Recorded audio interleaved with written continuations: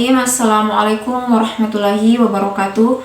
Di sini saya akan memberikan materi mengenai kehidupan sosial dan budaya pada mata pelajaran IPS di sekolah dasar. Baik, langsung saja kita ke materi yang pertama, ada pengertian kehidupan sosial dan budaya. Kehidupan sosial adalah hubungan dan interaksi antara individu maupun kelompok dalam masyarakat. Dalam konteks ini, kehidupan sosial mengacu pada pola perilaku dan hubungan yang berkembang di antara manusia sebagai makhluk sosial. Kedua, ada budaya.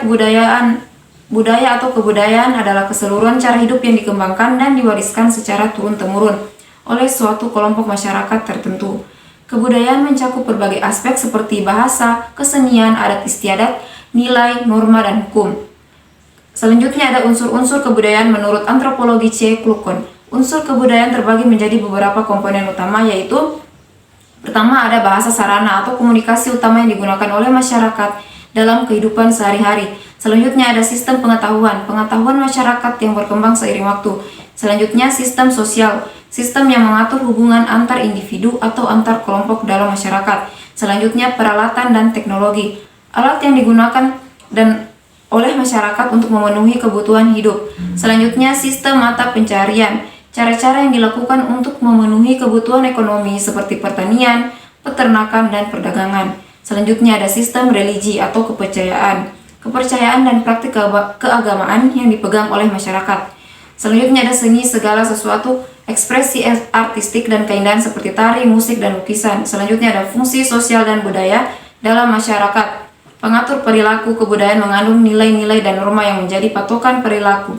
Selanjutnya identitas sosial, budaya menjadi ciri khas dan identitas suatu kelompok. Selanjutnya ada penyatuan kelompok, budaya menyatukan individu dalam satu kesatuan kelompok sosial. Selanjutnya media pendidikan, kebudayaan membantu proses sosialisasi dan pendidikan generasi muda. Selanjutnya pembentukan sikap, budaya membentuk pandangan hidup dan sikap masyarakat terhadap lingkungan dan orang lain. Selanjutnya ada pola kehidupan sosial. Yang pertama ada gotong royong, nilai tolong menolong dan kerjasama dalam masyarakat, contohnya pada kegiatan desa. Selanjutnya ada musyawarah dan mufakat, proses pengambilan keputusan bersama. Selanjutnya sistem kekerabatan atau pola hubungan dalam keluarga besar, baik dari pihak ayah maupun ibu. Selanjutnya ada stratifikasi sosial, pengelompokan masyarakat berdasarkan status sosial seperti pendidikan, pekerjaan, dan ekonomi. Selanjutnya adalah dampak sosial budaya di era modern, yaitu positif, memberikan kaya pengetahuan dan keterampilan, mendorong kreativitas dan inovasi, terbentuknya masyarakat yang lebih terbuka. Negatif, menurunnya nilai tradisional karena pengaruh budaya asing, pudarnya gotong royong, dan meningkatkan individualisme, kesenjangan sosial yang makin besar.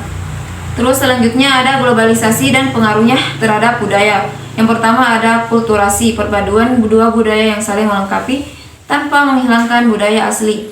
Selanjutnya asimilasi, proses penyerapan budaya asing yang bisa menyebabkan hilangnya sebagian unsur budaya asli. Selanjutnya dominasi budaya atau terjadinya dominasi budaya asing yang mempengaruhi nilai-nilai lokal. Selanjutnya ada upaya pelestarian kebudayaan. Yang pertama mengajarkan nilai budaya lokal di sekolah-sekolah. Kedua, mengadakan festival kebudayaan untuk memperkenalkan budaya kepada masyarakat luas. Selanjutnya, melestarikan ikan bahasa daerah sebagai identitas lokal. Selanjutnya, memperkenalkan kesenian tradisional melalui media sosial atau pameran budaya. Selanjutnya, mendukung produk lokal yang merupakan bagian dari warisan budaya. Baik, itulah tadi sedikit penjelasan mengenai kehidupan sosial budaya. Selanjutnya, saya akan memberikan video animasi mengenai kehidupan sosial dan budaya. Unsur-unsur budaya.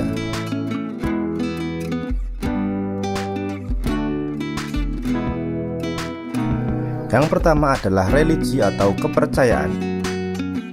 Di Indonesia diakui adanya 6 agama resmi, yaitu Hindu, Buddha, Islam, Katolik, Kristen, dan Konghucu. Semuanya dapat mengembangkan sikap toleransi dan kerukunan. Yang kedua, mata pencaharian. Keragaman alam di Indonesia menyebabkan mata pencaharian masyarakatnya juga beragam. Sebagian penduduk Indonesia menjadi petani karena memang tanahnya subur. Sementara itu, orang-orang yang tinggal di tepi sungai atau pantai mengandalkan perikanan sebagai mata pencahariannya. Lalu ada pula yang menjadi pedagang, peternak, pekerja jasa atau mata pencaharian lainnya.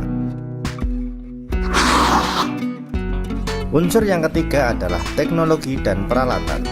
Teknologi berkaitan dengan kepandaian dan keterampilan orang dalam membuat atau melakukan sesuatu untuk memenuhi kebutuhan hidup.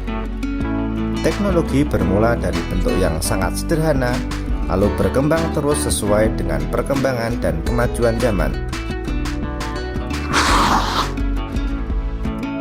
Unsur yang keempat adalah kesenian. Hampir semua suku bangsa di Indonesia memiliki kesenian yang menjadi ciri khasnya. Kesenian dapat dikelompokkan menjadi dua macam.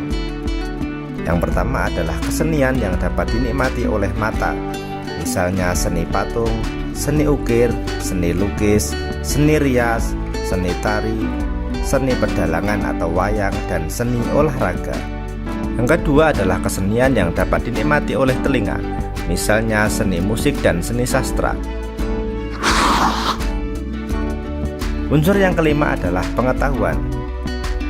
Berbagai suku bangsa di Indonesia telah memiliki pengetahuan yang tinggi. Pengetahuan itu telah mereka terapkan untuk mengatasi kesulitan-kesulitan hidup. Pengetahuan itu antara lain tentang alam sekitar, flora fauna, bahan-bahan mentah, benda-benda di lingkungan alam, tubuh manusia, sifat dan kelakuan manusia, serta pengetahuannya tentang ruang dan waktu. Unsur yang keenam adalah sistem kemasyarakatan. Sistem kemasyarakatan adalah pola hidup yang menjadi kebiasaan dan dianut serta telah menjadi kebiasaan suatu masyarakat. Ada sistem perkawinan, sistem kekerabatan, dan sistem berperilaku dalam masyarakat.